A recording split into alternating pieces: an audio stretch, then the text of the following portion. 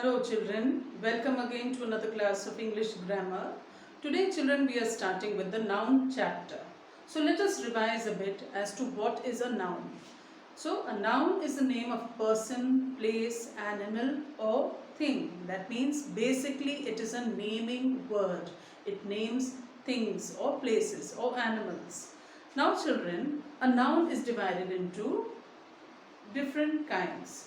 Now what is the first kind of noun that we are going to learn?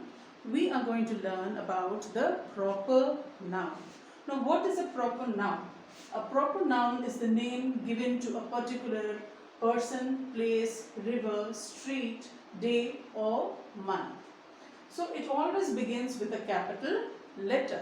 That means when I say the name of a person, a place, a person I can mean Mrs. Sen, Ranjit. Place I can say Mumbai, Agra. River Ganga. Street Nehru Street. Day Wednesday.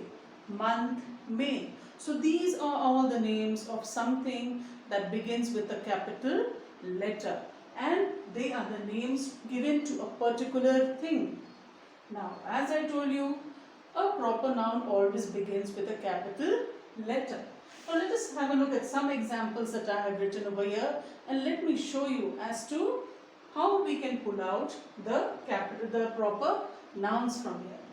Now the first sentence that I have is Lux is a beauty soap. As I have already told you that a name given to a particular thing, a person, a river, a street, a day, a month can be a or will be a proper noun. So let us have a look as to what we are talking about. Lux is a beauty soap. Now if you notice, we are talking about a soap. And what is the name given to this soap? Lux. If you have a look, Lux begins with a capital letter. So Lux becomes a proper noun. Next we have the Taj Mahal is in Agra. Now what are we talking about? We are talking about a particular building. And what is the name of that building? Taj Mahal. Now where is the Taj Mahal? It is in Agra. So one, I have a name of a building, other is a name of a place, and both of them begin with a capital letter. Next we have Tuesday comes before Wednesday. Now what are we talking about? We are talking about names of the different days. So what is the first day that I spoke about? That was Tuesday, and then I also spoke about Wednesday. If you notice, both these words begin with capital letters. So what is a proper noun? A proper noun is the name given to a particular person, place, river, street, day or month. Now let us have a look at the second kind of noun. The second kind of noun that we will learn is the common noun. And what is a common noun? It is a name given to persons, animals, places or things which are of the same kind. Now, I have some examples over here. A hen lays eggs. Now, what are we talking about? We are talking about a hen. All hens lay eggs. So, we are talking about eggs. It could be a white egg, it could be a brown egg. So, hen and eggs, if you notice, do not begin with capital letters. So, they are not proper nouns. They are names given to something in common of the same kind. So, hen and eggs become common noun. Next we have the book is on the table. Now what are we talking about? We are talking about a thing, a book. It could be any book. I have not given the book a name. It could be a Hindi book, it could be the Ramayana, it could be the Bible, it could be the Bhagavad Gita, it could be any kind of book, but it hasn't any name here. Now, I am mentioning a table, a thing. Both these things do not have any particular name. They are common. It could be any table, it could be any book. So book and table become common noun. Next I have I live in a house. Now if you have a look over here, I haven't mentioned the name of a house. Many people name their houses. Over here I have just used the word house. It could be any house. Now, so what are the common nouns that we took out in these sentences? Hen, eggs, book, table and house. Now children, let us have a look at the third kind of noun. What is the third kind of noun that we are going to learn about? It is the abstract noun. So what is an abstract noun? An abstract noun is the name of some state, quality, feeling or idea that we can only think of or feel, but we cannot see or we cannot touch. Now, what is the first example that I have written over here? The boy is in pain. Now, what is the abstract noun? As I told you before, we cannot see or we cannot touch an abstract noun. A boy can be touched, he can be seen. So what else is there in the sentence that cannot be touched or cannot be seen? It is pain. Pain cannot be seen or it cannot be touched, but it can be only thought of or it can be felt.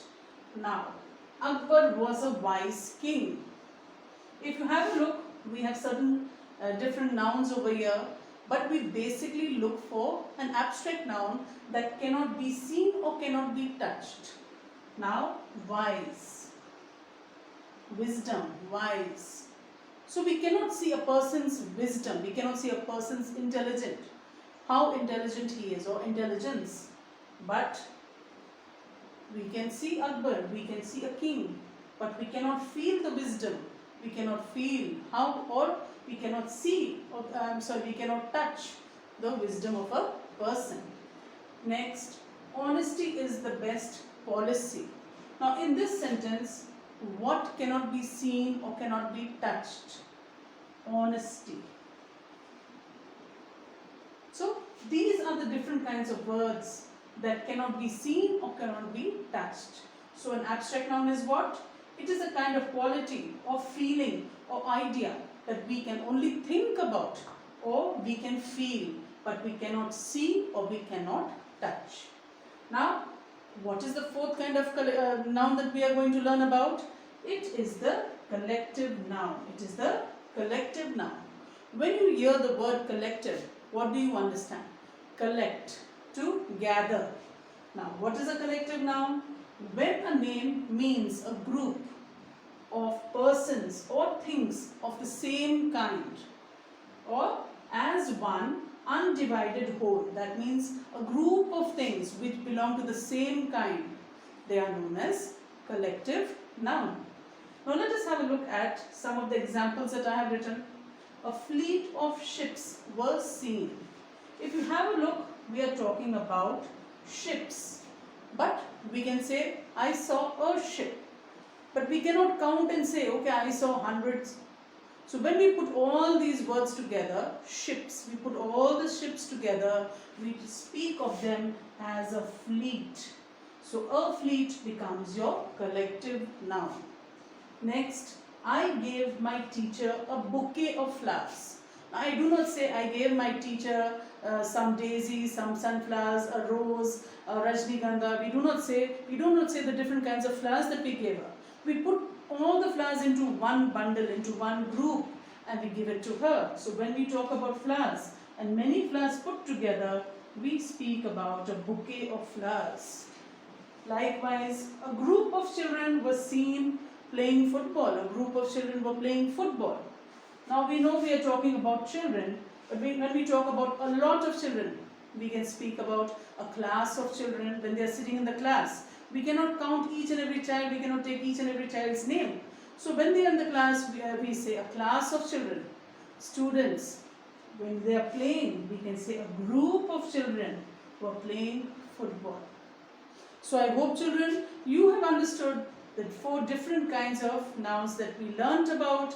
Now we will be doing some more exercises to make things much more clearer to you. Thank you.